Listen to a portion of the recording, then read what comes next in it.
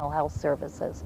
This project is going to study the outcomes and cost of consumer-operated services operating in partnership or as an adjunct to traditional mental health services.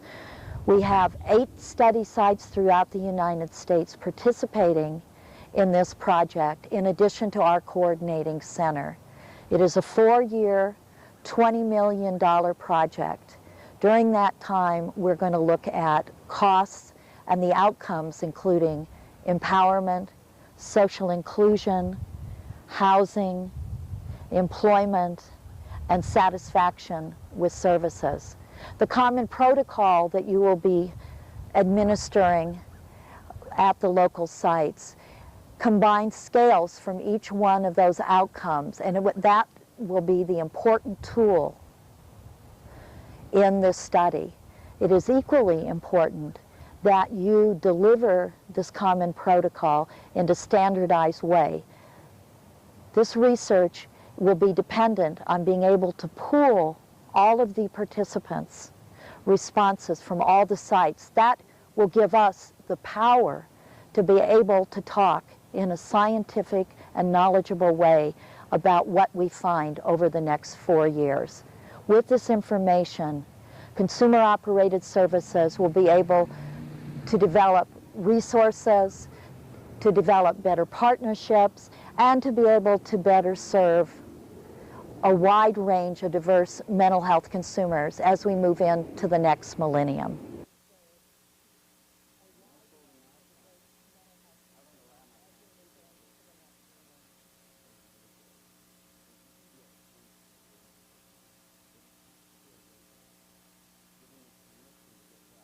In a multi-site research initiative such as the Consumer Operated Services Program, the steps involved in the survey procedure are numerous. First, the 8 study sites plus the Center for Mental Health Services and the MIMH Coordinating Center had to get together and figure out what is the hypothesis that we want to test with this study. What do we want to find out by conducting this research initiative? The next step was to identify instruments or questions that would get us the information that we need to conduct our study. That involved looking for validated scales and questionnaires that would collect the information that we needed for the study. The next step involved coming together and placing the scales strategically within the questionnaire. The next step involved testing that common protocol with consumers in some of the study sites. After the information was collected through interviews with consumers, the details were analyzed and the common protocol was refined. The next step involved packaging the common protocol for use by the 8 study sites.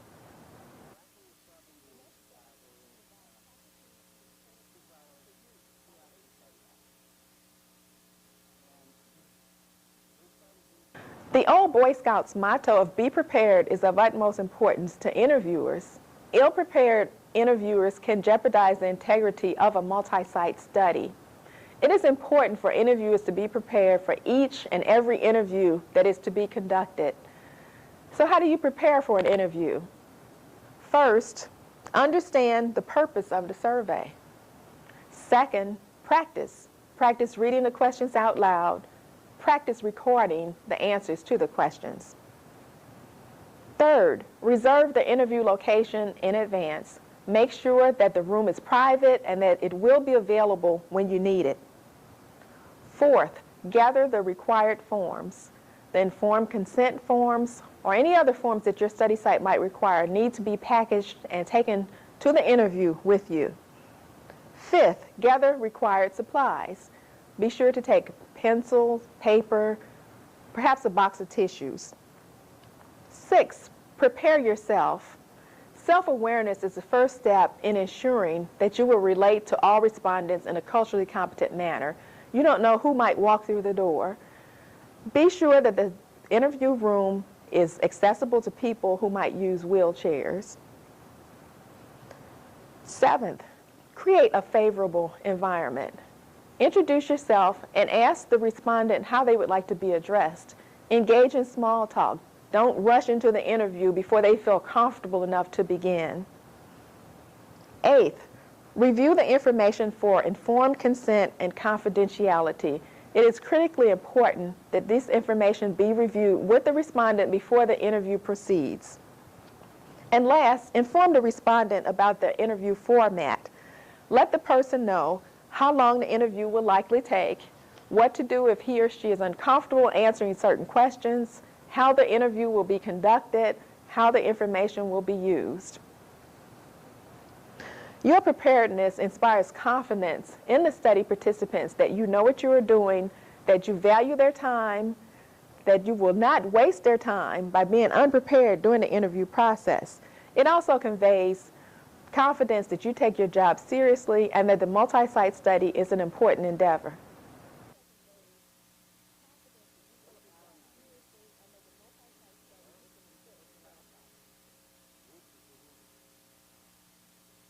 Since the atrocities committed by Nazi scientists in World War II and the continuing abuse of people who participate in research, and such examples in the United States as the infamous Tuskegee experiments, the protection of people in research projects has become our most important trust when doing research studies.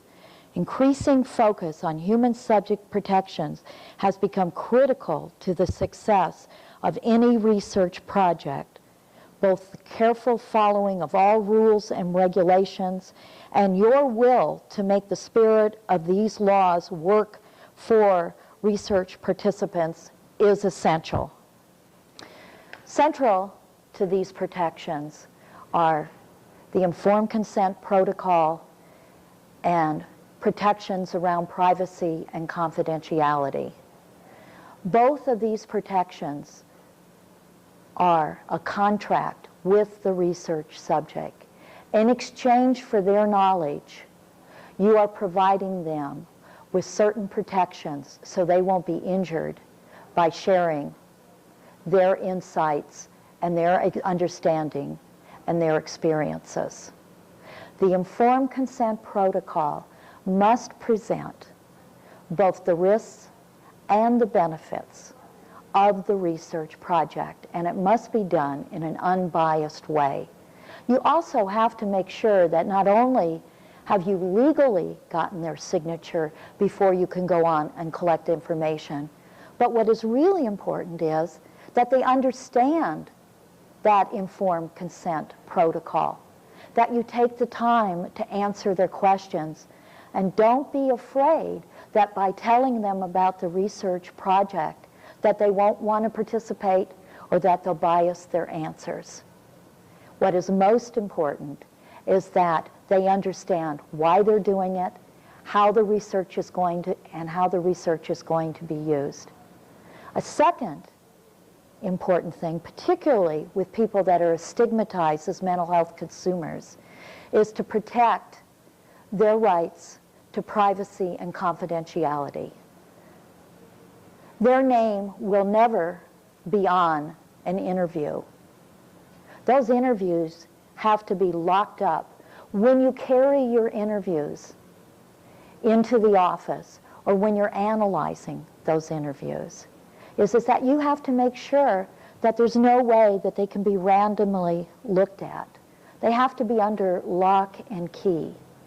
And even where a person's name isn't going to be used, you can't casually talk about, I had an interview the other day and this person did this or this person did that. The only place where it's appropriate to share your observations is in a professional environment with your other interviewers, with your research coordinator, and the people at your site. Otherwise, it is disrespectful and you break that covenant with the person if you talk about them in a casual way. It is important for us to maintain this trust in order to have the partnership of the researcher with the participants. Without that, none of this research is really important or viable if it's produced at the risk of the subjects that have shared their knowledge and their experiences.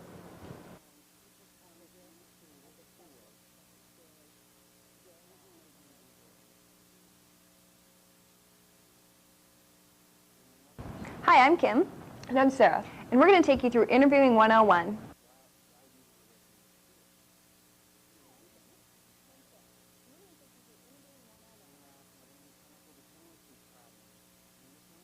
As an interviewer, it is important that you are aware of everything that goes on during the interview process. In order to be able to compare the answers that you get in your interview with the answers that other interviewers get, the answers need to be standardized. This means that the environment in which you ask the questions needs to be as similar every time as possible. In order to do this, there are 3 goals of standardization. They are: each respondent is exposed to the same question experience. All answers are recorded in the same manner. Any differences in answers should be directly attributable to differences between respondents, not to differences in the process that produced the answer. By keeping these goals in mind, it helps you to prevent creating interviewer effects. An interviewer effect is anything that reveals your expectations, beliefs, or biases to the respondent. To make sure that this does not occur, try to maintain a neutral approach when asking questions or giving instructions. Do not overestimate how comfortable the respondent is with the material. Even if you can relate to the respondent, it is important that you do not share your own experiences or opinions with him or her.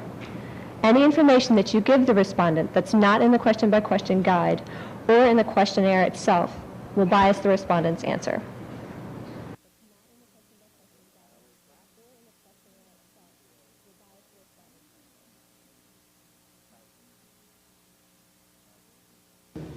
As an interviewer, your listening skills are an important part of the interview process. First, it is important to listen attentively to the respondent, so you will be able to probe for more information when necessary and be sensitive to the respondent's level of comfort or discomfort with the questions.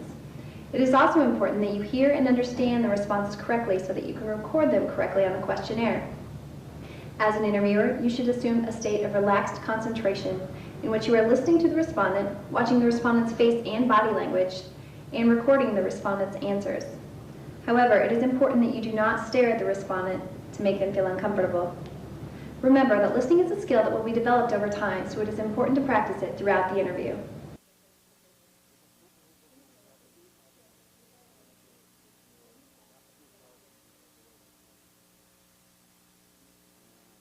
While conducting an interview, it's important for you to pay attention to the nonverbal cues and body language of the respondent as well as your own. Pay attention to cues that may be conveyed through facial expressions, posture, or hand and foot movements. Things to look for include slouching in a chair, resting your head on your hand, tapping your fingers, shaking your foot, playing with a pencil or another object, yawning, fidgeting, or staring. All of these cues may convey lack of interest, confusion, or other emotions. Pay attention to changes in the body language during an interview as well. These may indicate that the respondent needs to take a break. Also be aware of any cues that you may be giving during the interview that may be biasing the respondent.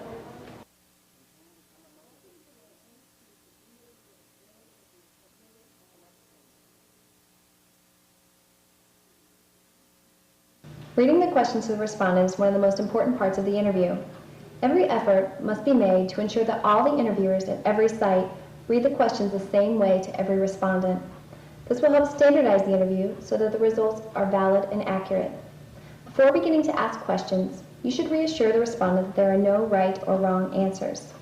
As an interviewer, you must read questions exactly as they are worded in the questionnaire, read questions in the order in which they are presented on the questionnaire, ask every question on the questionnaire unless they are skip patterns, read instructions with no additions, deletions, or substitutions, read each question slowly at about 2 words per second.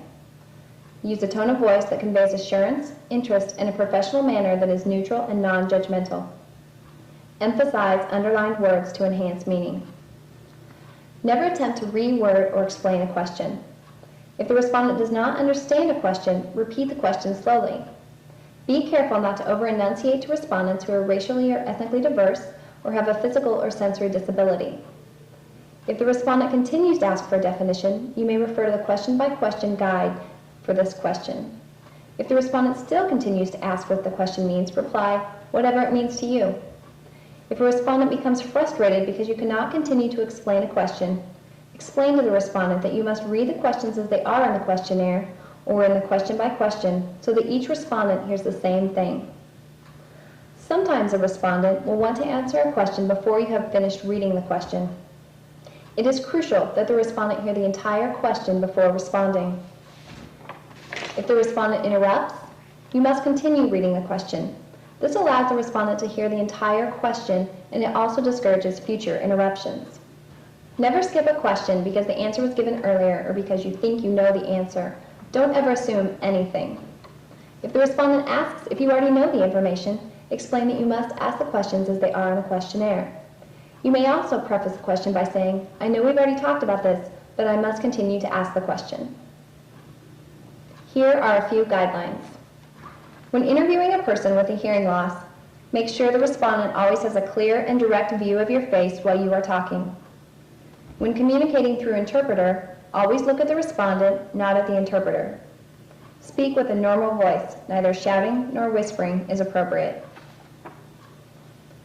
When interviewing a person with a visual disability, speak in a normal manner unless you have learned that the person also has a hearing loss. Read absolutely everything. Do not rely on visual information. If other people enter the room, always verbally describe what is going on and who is entering. When interviewing a person with a physical disability, do not use insensitive language. Do not hesitate to shake the person's hand. Do not express too much sympathy for the person.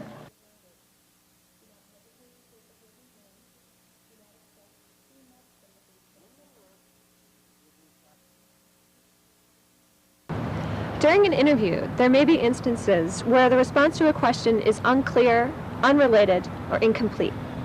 Sometimes the respondent may reply that they don't know the answer to a question. In these situations, in order to get the information that you need, it may be necessary to use a probe. A few probes that you can use in an interview include showing interest, pausing, repeating the question, repeating the reply, or asking a neutral question in order to get a clear, more specific, or more relevant answer. Keep in mind that in order not to bias answers, when a respondent asks you to repeat a question or a response choice, you need to repeat the entire question and all of the response choices. There may be situations also where instead of not getting enough information, you get too much information. In this type of situation, you should remind the respondent that you need to complete the interview within the time allotted. You can also say, let me sure I have this down right, and tell the respondent what you've written so far in order to refocus the respondent on the topic of the question. When a respondent gives you an I don't know answer, it could mean many things. It could mean that the respondent doesn't understand the question but doesn't want to admit it. It could also mean the respondent is thinking about his or her answer and is trying to fill the silence. Keep in mind that the respondent just may not want to answer the question, or it could be that the respondent really doesn't have an opinion on the subject. In any case, you should always probe an I don't know question at least once.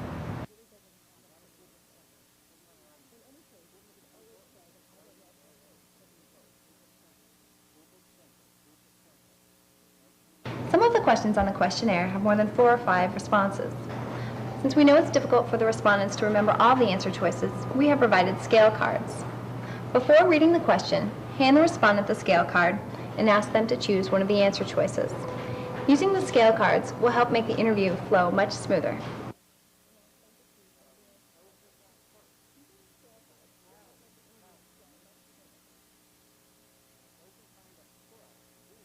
Often during the interview, the respondent may have questions about the survey, the meaning of a question, or about you, the interviewer. It's important that you don't give the respondent any information that's not included in the question-by-question guide or in the survey itself. Any personal information that you give the respondent may bias his answers.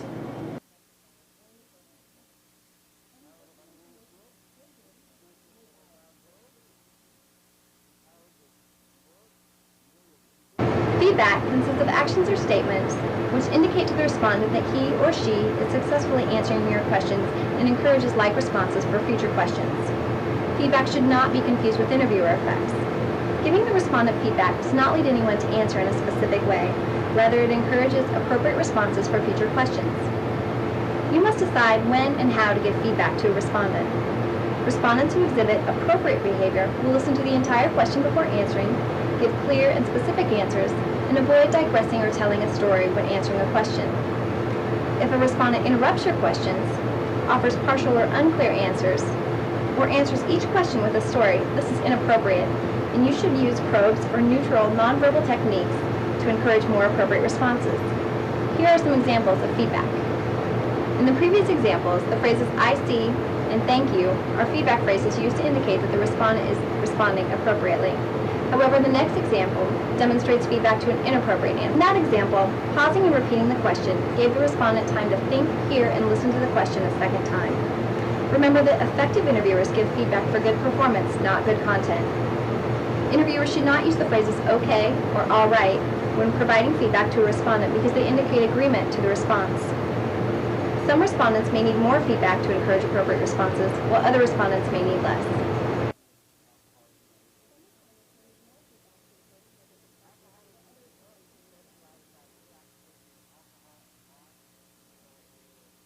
In order for the data to be used for analysis, it's crucial that you code the respondent's answers correctly and accurately. If the respondent answers a question with an "I don't know" answer, code NANS. Also code NANS if the respondent doesn't answer the question or refuses to. If you probe to get an answer for a question, mark a P by the question. If the respondent has difficulty understanding the question, make a note of that as well in the margins of the question. If you forgot to ask a question, you should mark NASK. It is important that each question has some type of answer in the space provided for it. The most common errors that interviewers make are omitting an answer, recording the wrong answer, circling more than one answer or entering more than one number, writing illegibly or in abbreviations that are not readily understandable to the people who are entering data. If you accidentally write the wrong answer for a question, or if the respondent decides to change their mind, cross out the answer, don't erase it, and mark error next to it. If you're using a laptop, simply delete the wrong answer and enter the right one. You should not record digressions, but if something unusual happens in your interview that you feel is noteworthy, you should make a note of it in the post-interview observations section.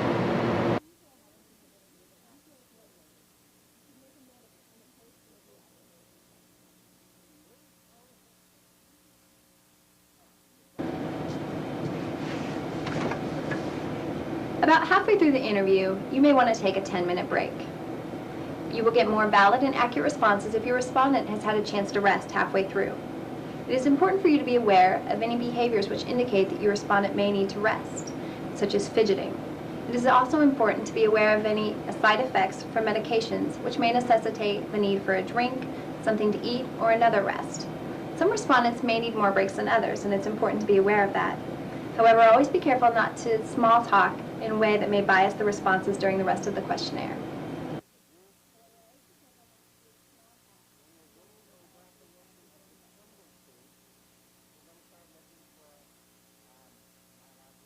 During the interview, try to be sensitive to signs that the respondent may not be able to finish the interview. Pay attention to cues that may indicate that they are experiencing emotional distress or for some other reason cannot participate further. The respondent may seem disoriented, paranoid, distracted, or angry. If he or she seems reluctant to participate in the interview further, remind them that the interview is confidential and that they can choose which questions they choose to answer. Remind them of the purpose of the interview and how important their participation is. Also make sure that they know that they can take a break whenever they feel it's necessary. If you ever feel uncomfortable in an interview, tell the respondent that you have finished asking questions and you appreciate their time. Your safety and comfort is most important, and ending an interview early will not be held against you.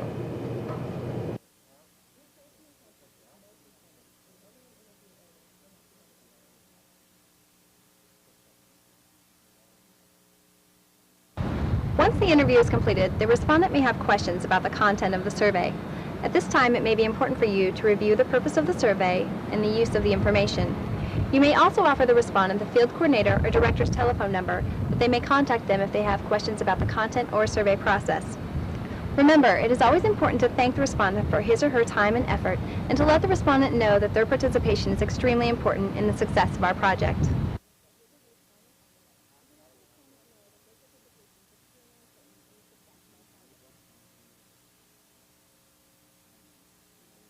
While it's still fresh on your minds, you may want to write down some notes about the interview right after you finish it.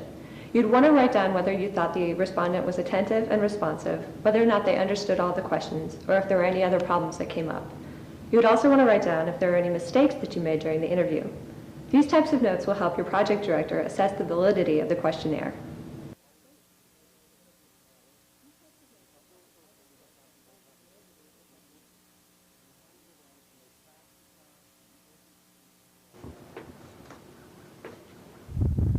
I'm glad you made it so promptly. Appreciate it. How are you doing today? Oh, I'm doing okay. Okay.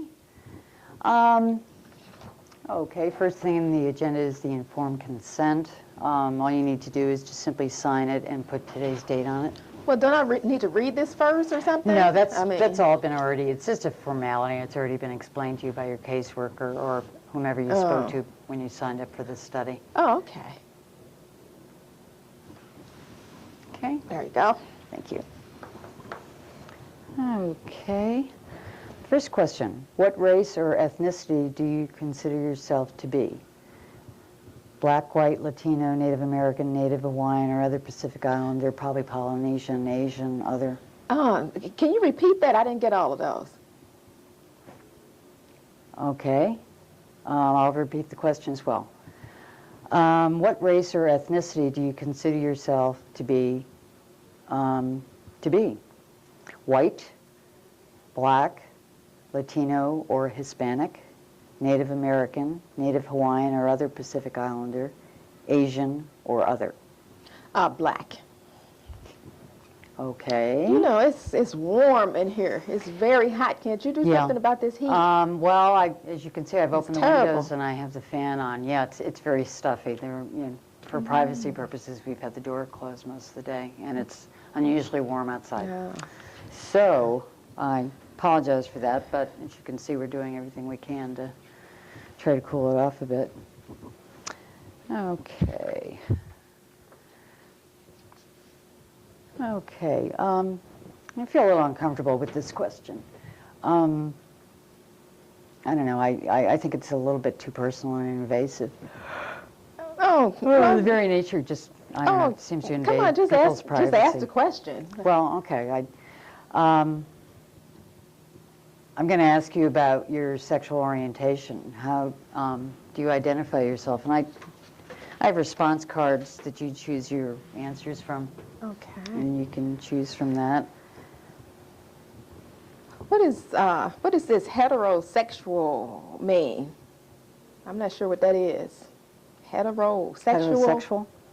Heterosexual? Means straight. Straight. What is straight? Straight? Yeah. Straight? Does that mean not drunk or? No, although it's used in that context. No, it just means that you're attracted to men. Oh, okay. Okay, well, I guess that's what I am, heterosexual. Oh, you can pronounce it too. Okay. What is your current job status? You know, And I have a card for that as well. you know, it's hot in here. It is hot. I hear you. And here's a response card. Okay. I had to pick out one of these, huh? Well, transitional employment. I'm not sure if I understand what that means. Transitional. I guess it means, though, like you're in transition between jobs. I guess that's what I am, because I had a job last week, and I don't have a job anymore, but tomorrow I start a new job. So it's like Okay. I'm in transition. Sounds good to me. Okay. Good choice. All right. What kind of job are you starting tomorrow? Oh, tomorrow I'm going to start working in this auto place. I'm going to be doing typing, Oh, and I'm really excited about that. I see. Because I was working in this factory before, and it was hot all the Yeah. time in there. No air Yeah. conditioner, no fans. So Seems- I'm looking forward Seems to like it. that's a theme in your life. Yeah, I hot. can't stand the Yeah, heat. Yeah. Okay. So, well, I hope the job works out for you. Okay, thank you. Okay. Next, we're going on to the empowerment section, and it's a rather lengthy description, and it's much too long-winded and wordy. So I'm just going to simply tell you that it's basically there's statements, And again, I have a card. Okay. And you either agree or disagree or strongly agree or strongly disagree. Okay. And just, you know, off the top of your head, tell me how you're feeling now. All right. Okay. People working together have an effect on their community. Wait a minute, did you just skip a page? You didn't ask me the questions on that other page. Well, Did you you- skip? what you Are you like- trying to trick me, Nancy, or you skipped something? No, didn't no, you? no, no. I'm just doing. I'm not doing them in order. I'm just for variety's sake. I've done this interview, you know, half a dozen times, and Oh. I'm just not asking them in order, but I am asking you all the questions. Oh, I just okay. find it a little more interesting to kind of jump around and ask Oh, them. okay. And you get different variations. I can understand that. Yeah, I'll repeat that. People working together can have an effect on their community. Let's see. It's kind of between strongly agree and agree. It's in between those two. Well, do you find yourself leaning to more to one than the other? Not really. It's like kind of Okay. in the middle. In the middle? Yeah.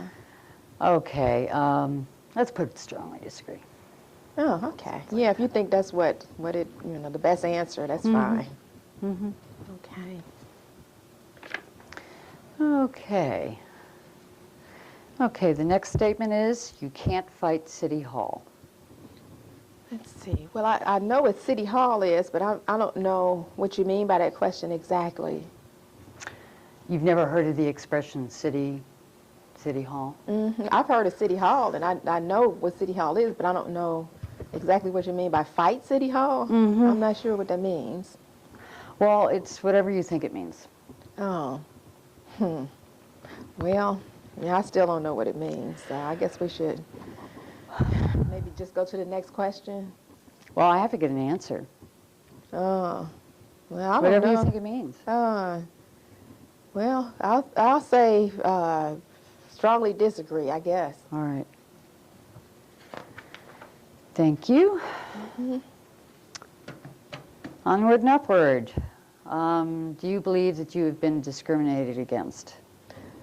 Now, see, And I have a card for that. you've got a card for that discrimination. Sure do. I can't believe that I would walk in here. Here I am, a black woman walking in here, and you're going to ask me, have I been discriminated We have against? Of anything- course, I've been discriminated against.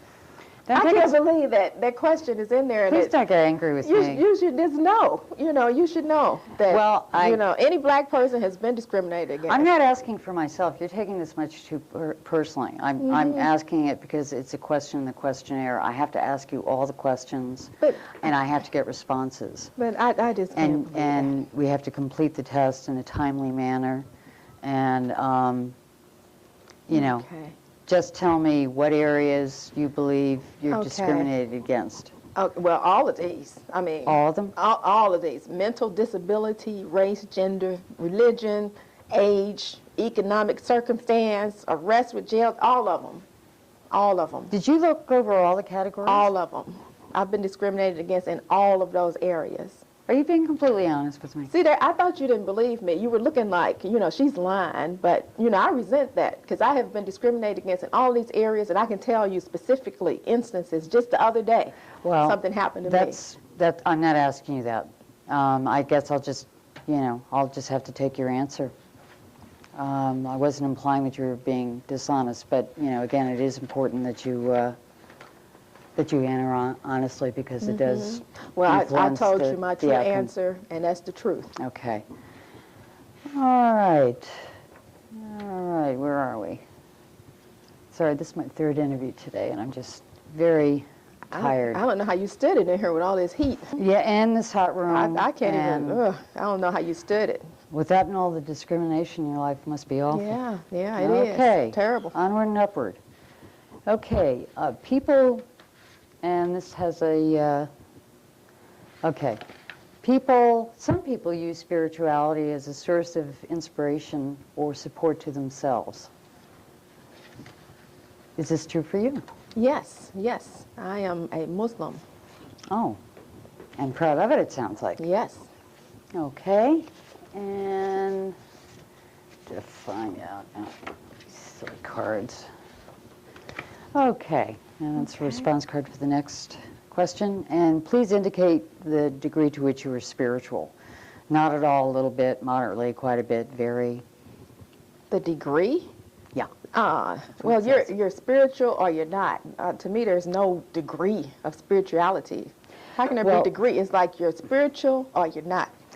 We're not, we're not a philosophy class. We're here to just, the responses that you have in front of you are the responses, the closest one to how you would answer it is what I need. I don't think you can quantify your spirituality. I mean, you're spiritual or you're not. It's yes or no. So. All right. Okay. Fine. Okay. Thank you.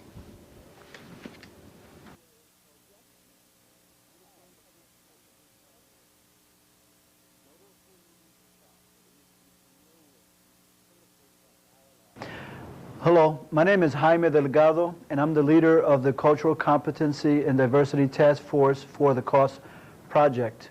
And I'm going to give you a brief introduction to the training component, the interviewer training component on cultural competency, which in reality what we're talking about is cultural diversity. I think as part of the training I should make it clear that with the limited time and the resources that we have, and also because of other factors that will be covered in the training, making a distinction between sensitivity and competency, what we're looking for is cultural sensitivity, and that is that the objective of the component of training is to assure that the interviews are carried out in a manner that is culturally sensitive to the participant. And not only will that increase the accuracy of the information, it also assures that in working and being sensitive and connecting with the participant, that they would come back and feel comfortable with receiving the services at the agency where you'll be doing the interview.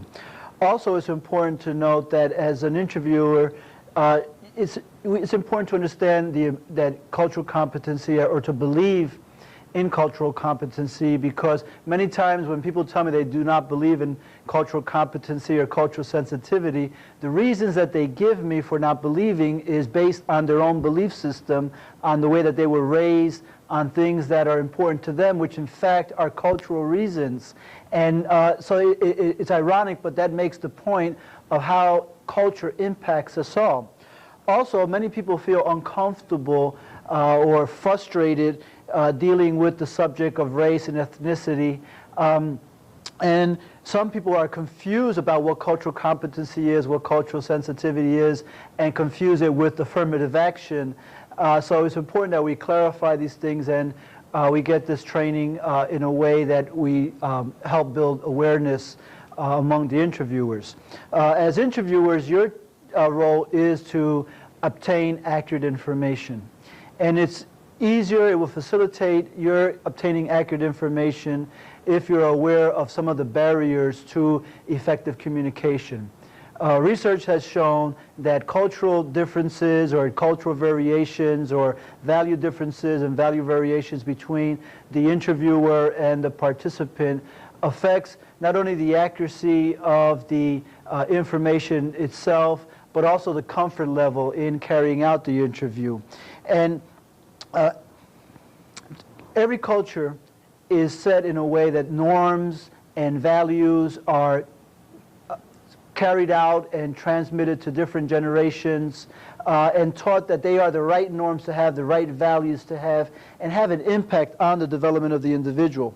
Culture provides people with a design for living. It provides them for a way of not only how to relate to their environment, but how to interact with their environment. And then, of course, here we're dealing with a very diverse environment. And so then self-awareness is very important, and culture is very important, not just important to the participant, but it's also important to the interviewer, and that it helps identify the values in the communication that's being carried out.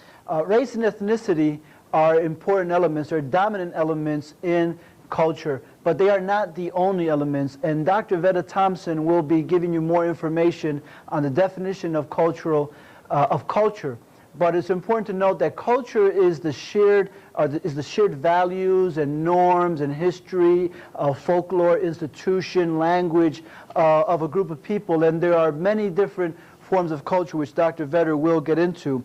But everyone has a culture, and everyone belongs to several subcultures. Within a culture, you can have differences in gender, religion, different breakdowns which we call subcultures. Factors such as geographic location, lifestyle, and age are also important variables and are considered within group or intracultural factors that also need to be considered in your interview. Too often, people interpret behavior as being negative or offensive or inferior because they don't really understand the value of that culture, don't understand the history of those people and why they think the way they think and why they do what they do. An example of that would be when you are doing an interview or you ask someone a question, they may look at you, their body language may appear blank, but in their culture they may be just showing you respect. So the difference in how they interact with you is based on the values of their culture and how they were raised. There are several reasons why someone may not give you accurate information, and one of those reasons may be because they don't trust you, because you look different than they look, because your style of doing things are differently. And we have to understand that for different populations in the United States, there are some populations are very accustomed to giving information, to being interviewed, being in polls, questionnaires, but there are other sectors of the population, particularly racial, ethnic, and religious and gender sectors that have felt neglected and marginalized or have had a history of oppression and don't feel comfortable giving up information as readily as other populations do. And it's important to understand the motives and the reasons behind that. There are several other factors involved that have to do with your own personal characteristics, how you carry yourself, your use of terminology, how you talk to the individual. Are you very, kind of uppity in your interaction with them? Different characteristics, your ethnicity, if you speak with an accent. And it's important to understand that it's how they perceive you. Whether those things are really factors or not, it's important how they perceive you. So we want to try to minimize those things to the extent that we can. The objective, as I said, of the training itself, of this component of the interviewer training, is to ensure that the interview is carried out in a culturally sensitive manner. So no one expects that you're going to learn everyone's language or everyone's history and know every possible thing about everyone that comes in through the door. Your challenge is going to be able to work as an interviewer with a variety of people that will be coming, and without trying to put one value or one culture as superior or better than the other. What you will need to do, however, is to acknowledge that culture is a predominant force in shaping behavior, values, and institutions. Acknowledge and accept that cultural differences exist and have an impact on the interview process. Believe that diversity within cultures is as important as diversity between cultures. Respect the unique culturally defined needs of the various populations that you will be interviewing. Understand that people from different racial and ethnic groups can be more comfortable with someone that is either like them or is familiar with them or connects with them. The important thing is to be able to connect and have a certain rapport with the population. And lastly is the importance of recognizing the benefits and the good of both worlds. That is, that the culture that they bring in and the culture that you bring into it, and making it work together as a way of having it a successful and meaningful interview.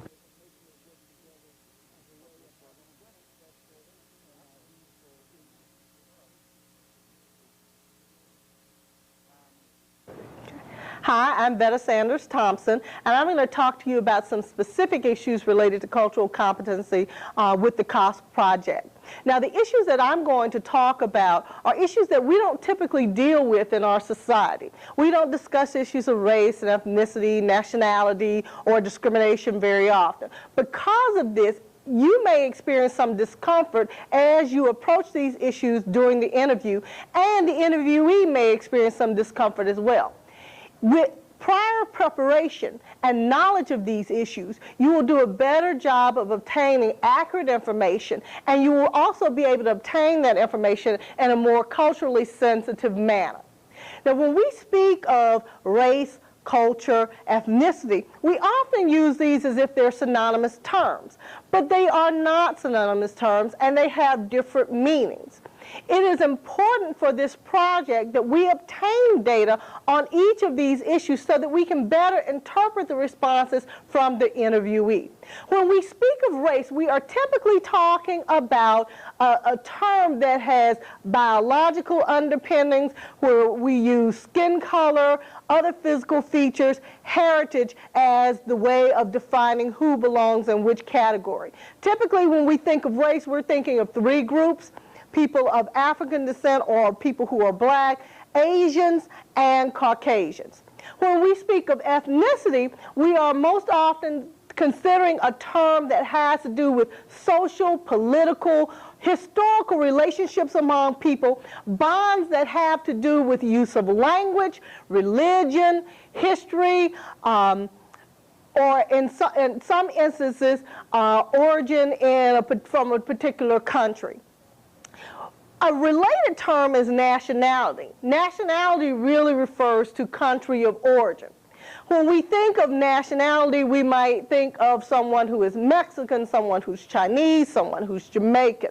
When we're thinking of ethnicity, on the other hand, we're likely to think of a broad range of people, a broad range of groups. Individuals who are Japanese American, individuals who are Cuban American, individuals who are Jewish, individuals who are Italian American. We have a number of ethnicities that we encounter in our society today. All of these issues are related to culture, and in some way they inform cultural norms, preferences, behaviors, attitudes. For that reason, understanding these issues and their relationship to culture helps us in our interpretation of the responses from the interviewees. Now, a related issue that we typically don't discuss is that of discrimination. Discrimination has a history in our country. It has often been related to ethnicity, race, religion, culture, able-bodiedness, language use, sexual orientation. The members of the Cultural Diversity Committee of the project believe that in understanding empowerment issues, it would be important to ask individuals to talk about their experiences in receiving services and making efforts to be empowered about their experiences with discrimination, because their experiences may have been differentially colored by the way people responded to their sexual orientation, their ethnicity, their race, their status as an able-bodied person, their language use. And it would be important to understand these issues to understand fully their experiences within the system. I hope that in having these definitions and exploring these issues, that you can understand why you're being asked to obtain this information. You can increase your level of comfort with asking these questions, and you will assist us in having the most accurate information that we possibly can, so that we can interpret the data that we obtain in a manner that is most sensitive.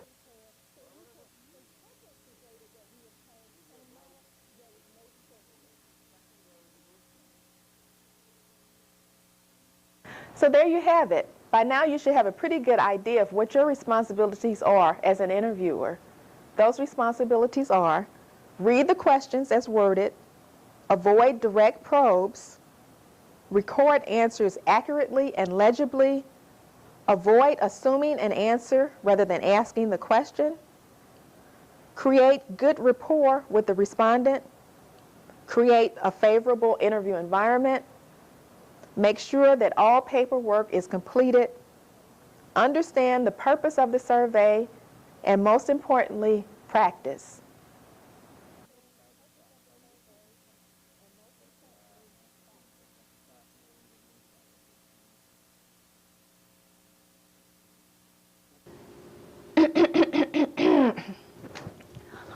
Oh, scared the life out of me. Oh, My I'm sorry. God. I thought you saw me come in. Oh, your hands are cold. Yeah, it's cold in here. Well, that's why I have the heater on high, and we're doing our best. It's real chilly. Yeah. Okay, your name is Sin? My name is Cynthia. Cynthia? I don't like that sin because, you know, when I was in school, people used to tease me sinful sin, and I hate when people call me sin. Oh, you think it's funny? How would you like to go through life with people calling you sin? Oh, I think it'd be like funny. you're a sinner or something. Well, that's what I want to be when I grow up. Okay.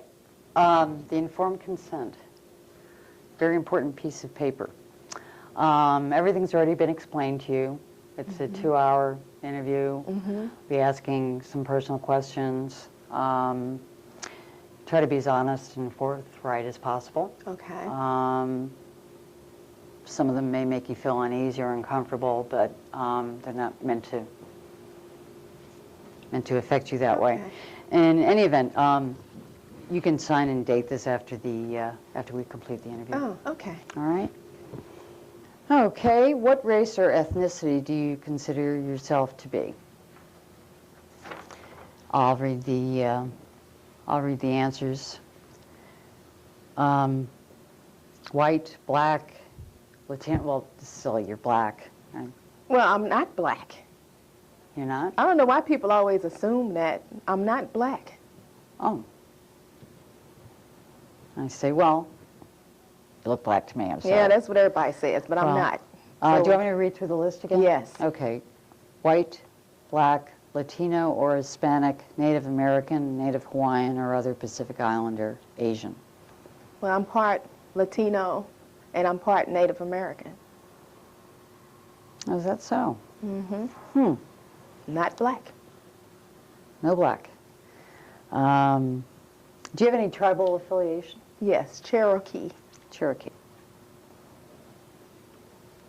Okay. No, it's cold in this room. It is just, it's too cold in here. Oh, it's fine. You've got to get used to it. We're going to be here for a while. You'll be okay. You know, it's not that cold. I mean, wait until it's really, really cold, and then we're going to have problems. Okay, where am I? Okay, now we're going to ask you about your sexual orientation. How do you identify? Wait a minute. What does sexual orientation have to do with this interview? It has everything to do with it because it's included. It's a question included in the interview. Well, I don't think that's anybody's business but mine, and I don't think I should have to answer that question. I'm sorry, but you're going to have to answer, and it's one of the questions that may make you uneasy, but if you don't answer all the questions, then you don't get paid, and we can't complete the interview, and you know, let's just move on and what get you mean to if it, I don't answer this question, I can't get paid? Is well, that what you're telling me? If I'm going to have a problem with every question that I ask you, no, it's just that one. It's just, I don't feel that that's anybody's business. It's just that question. Hey, I'll make a deal with you. I won't tell anyone. Yeah, Okay? right. Yeah. I don't even know you. It's the first time I've met you. Yeah, right. Yeah, I've heard that before. But go ahead and ask the question. And Sin, no. Well, maybe I do know you better than I think I do. Just go ahead and ask the question. Since I won't get paid if I don't answer it, I'll go ahead and answer it. All right. Sexual orientation. How do you identify yourself? And here's the response card, and I'm really tired. Heterosexual. All right. And you better not tell anybody. Not a soul. I think you'd be proud. Okay. Oh, get a tight sheet this morning. I'm really tight. Oh. It's cold in here. Freezing. You know how you can stand it in here as cold as it is. Well, that's the least of my worries at this point. I just want to get this done. You and me too. Okay, we're going to, we're in the empowerment section, and it's kind of wordy. Basically, I just want you to tell me how you feel about statements that I read to you. Okay. And we have a response card. Okay. Those are your choices. Okay, people working together can have an effect on their community? Yeah, people working together. I never believe in working together with other people. It's just best to do stuff, whatever you're going to do, just do it by yourself. Because when you get with other people, they stab you in the back and they do all of this stuff. So it's just best to work on your own, I think.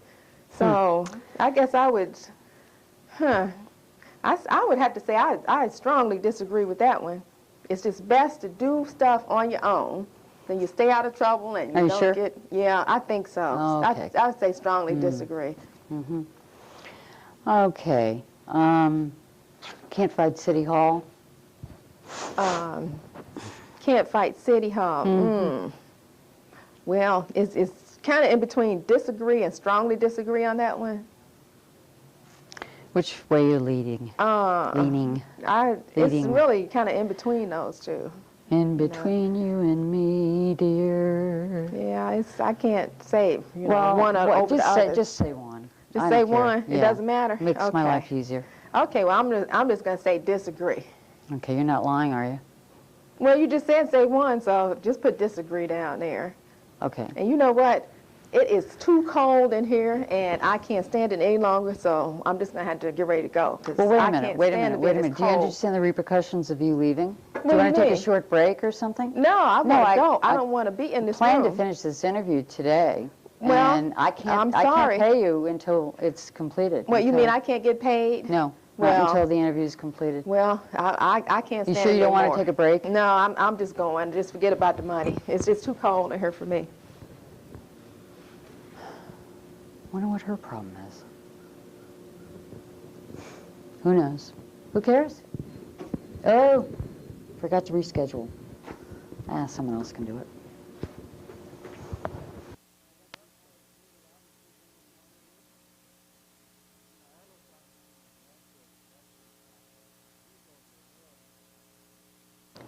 As we conclude this training, I want to leave you with a few important thoughts to take back to your local sites and to carry with you as you conduct the interviews into the future. First of all, remember that consumer survivors are participating in this project at every level, from being principal investigators of sites to myself, who am also a mental health consumer, to being interviewers and to being research participants. What is key in this project is that we continually try to treat people as human beings. And hopefully this research project will be an important passage from thinking of mental health consumers as just research subjects, as patients, as beds, as data to be countered. That movement from patienthood to personhood. We have to treat the data, the people who collect it, and the people who provide that information with courtesy and respect. That's the prime directive. If you convey that the information that you're collecting is important, that you care about that information, and that what they tell you as research participants is important, you will get a good interview. People want to make a contribution.